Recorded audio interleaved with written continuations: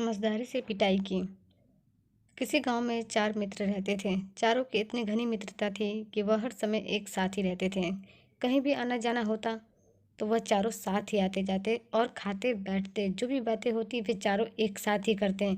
इन चारों में से एक ब्राह्मण था, एक बनिया था, एक ठाकुर था और एक नाई था।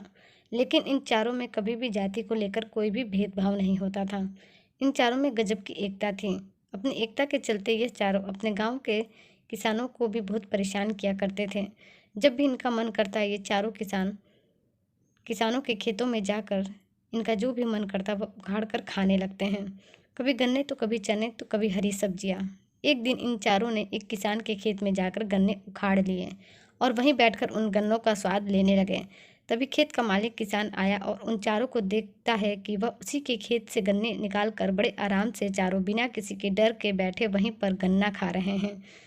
तो उसे बहुत गुस्सा आता है। उसका मन करता है कि अभी लठ उठाकर उन चारों की पिटाई कर दें।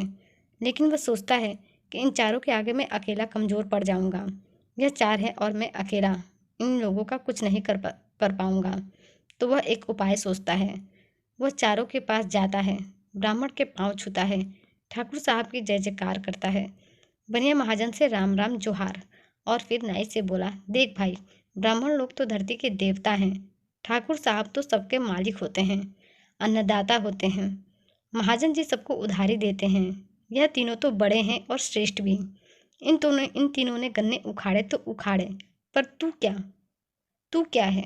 तू ठहरा नाई, तूने क्यों गन्ने उखाड़े? इतना कहकर किसान ने नाई को 2-3 लठ रसीद कर दिए।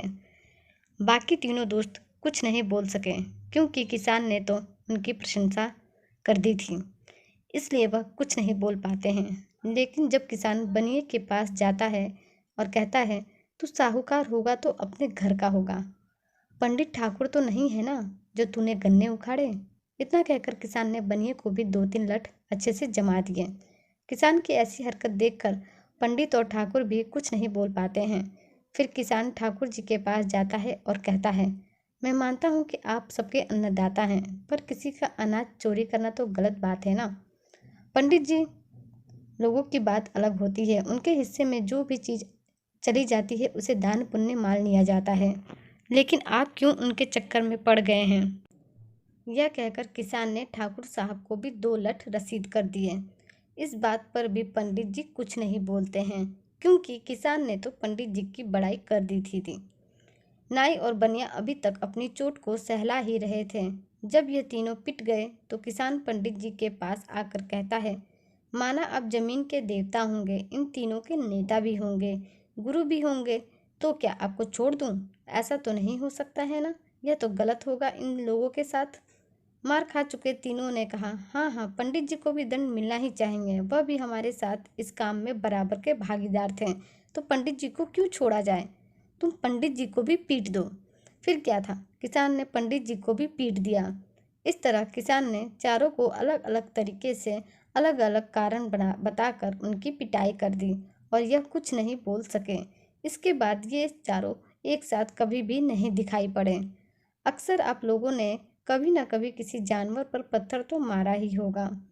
आपके पत्थर मारते ही वह जानवर, जैसे कि अगर आपने कुत्ते या बिल्ली को पत्थर मारा तो वह आपसे डर कर भाग जाता है, लेकिन वही पत्थर अगर आप मधुमक्खी के छत्ते पर मारेंगे तो फिर मधुमक्खी आपका पीछा करना शुरू कर देती है, आपके पीछे ही पड़ जाती है। क्या आप जानना नहीं चाहेंगे कि ऐसा क्यों होता है? पत्थर भी वही है और मारने वाले भी आप ही हैं, लेकिन जब आपने जानवर को पत्थर मारा तो वह भाग गया क्योंकि वह अकेला था, और जब आपने मधुमक्खियों के छत्ते पर मारा तो वह नहीं भागी, वह आपके पीछे पड़ गई क्योंकि वह समूह में थी। इसलिए हमारी ताकत एकता में है।